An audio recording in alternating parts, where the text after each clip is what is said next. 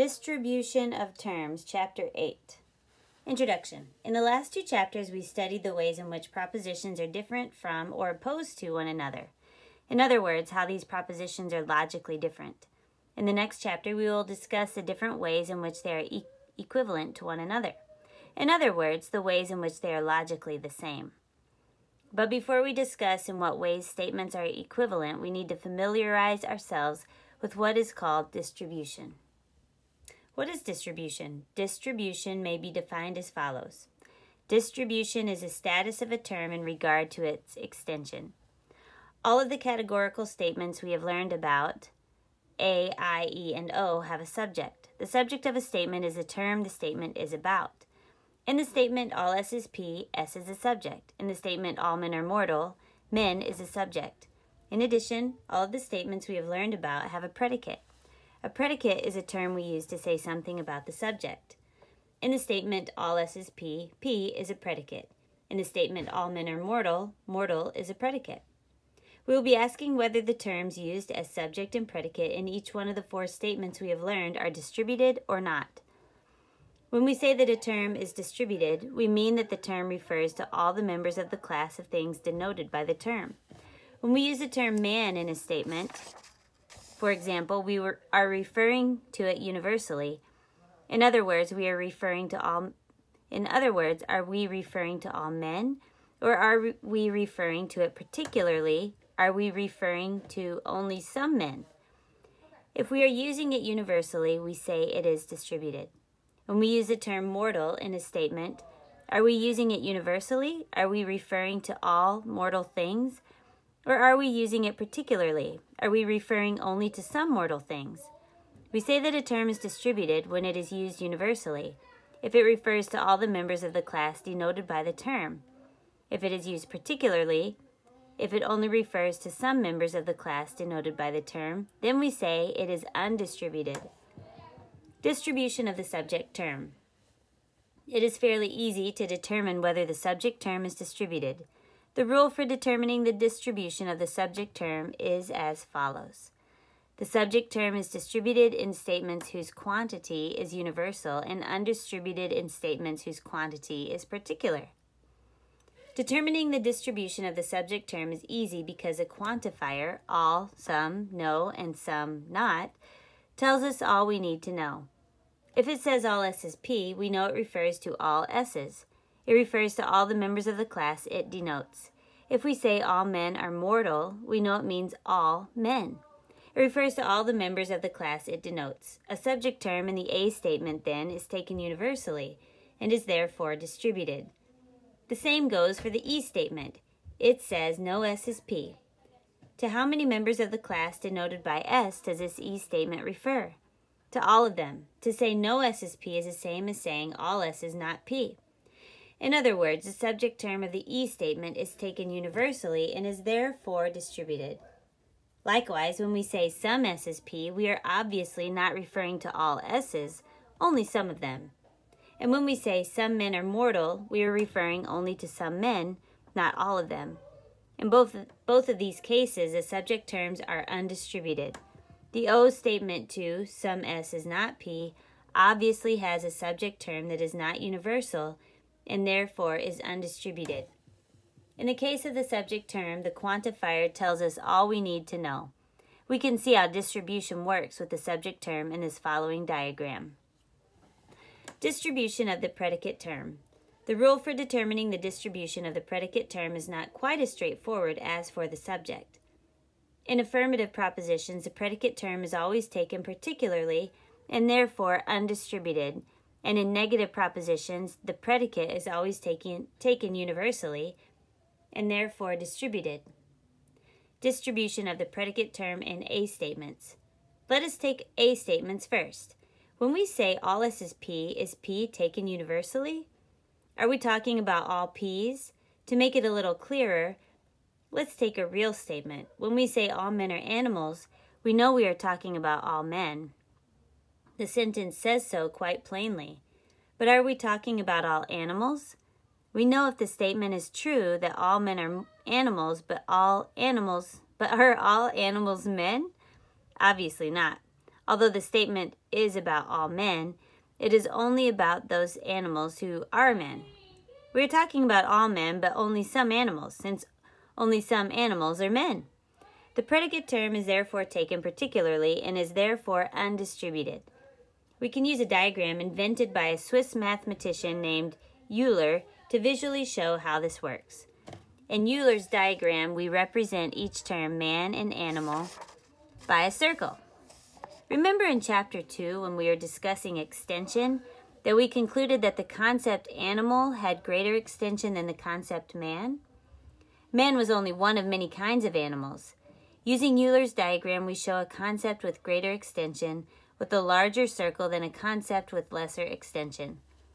The smaller circle, representing man, takes up only some of the area of the larger circle, representing animals. Our statement, all men are animals, is saying something only about rational animals. That is what men are, but not about those animals who are not men.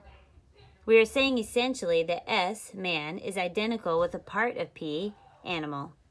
Our statement, all men are animals, is talking about all men, but it is not talking about all animals. Since some animals are not men, we say therefore that although man is distributed, animal is not. In A statements, then, the predicate term is undistributed. Distribution of the predicate term in I statements. In I statements, some S is P, we can also see that not only are we talking about some S's, but we are also only talking about some P's. When we say some dogs are vicious things, we are only talking about some dogs, not all, and some vicious things, the ones that are dogs, not all vicious things. There are dogs that are not vicious, and there are other vicious things, wolverines, Tasmanian devils, etc., that are not dogs. Euler would show this as in diagram 8.2. Here you see a shaded area which represents what the I statement, some dogs are vicious things, is referring to. As you can see, the shaded area does not take up all the circle represented dogs, nor does it take up all the area of the circle representing vicious things. It is saying that some dogs, the ones in the shaded area, are vicious things, the ones in the shaded area. And we are talking about only some vicious things as well. The predicate vicious things is only particular and therefore undistributed. Distribution of the predicate term in E statements. As in A statements, the subject of an E statement is universal and therefore is distributed. But what about the predicate? When we say no man is a reptile, we are in fact talking about all men. We are saying that all men are not reptiles. But are we saying something about all reptiles? Can we infer from the statement no man is a reptile that all reptiles are not men? We certainly can. We are talking about all reptiles. We are taking reptiles universally, and therefore it is distributed. You can see this in diagram 8.3. As you can see, the circles do not overlap at all. This illustrates the fact that no men are reptiles. There are men and there are reptiles, but there is nothing in this world that is both. There are no reptile men. They are two completely different things represented by two circles that do not overlap. Distribution of the predicate term in O statements.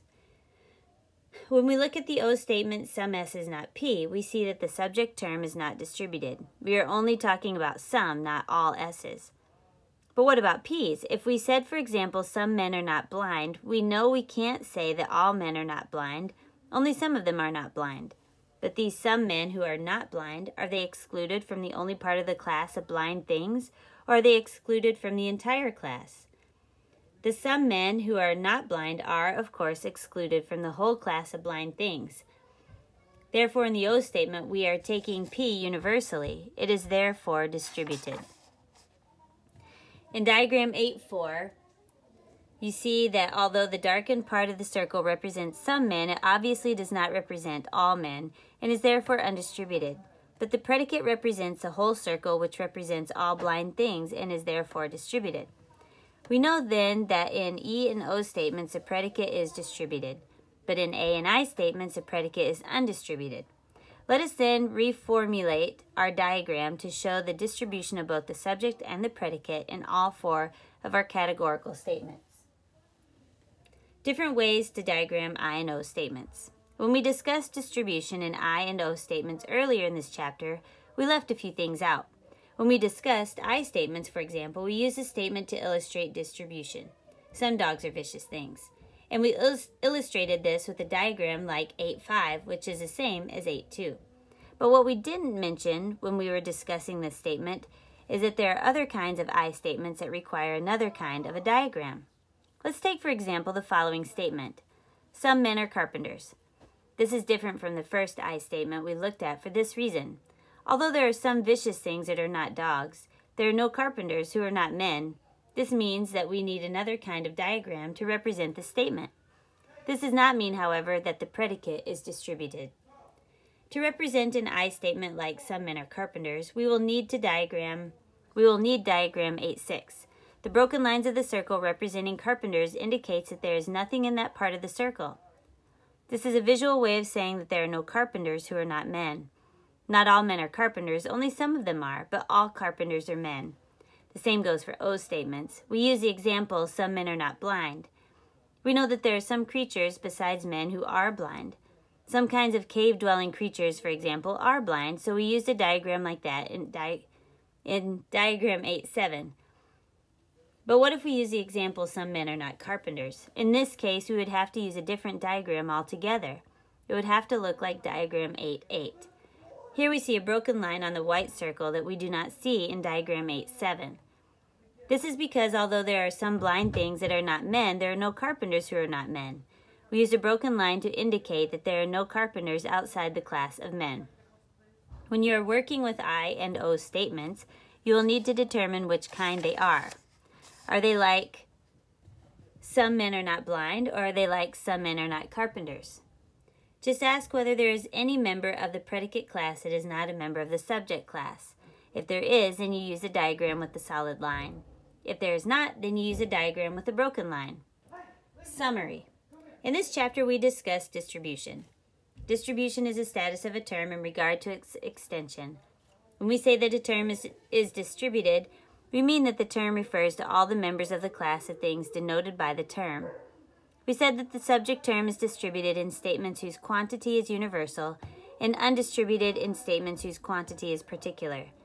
In regard to the predicate term, we said that in affirmative propositions, a predicate term is always taken particularly and therefore undistributed, and in negative propositions, the predicate is always taken universally and therefore distributed. We showed how distribution works with both subject and predicate terms by using the following diagram. Finally, we showed how to use diagrams to display the distribution of various categorical statements.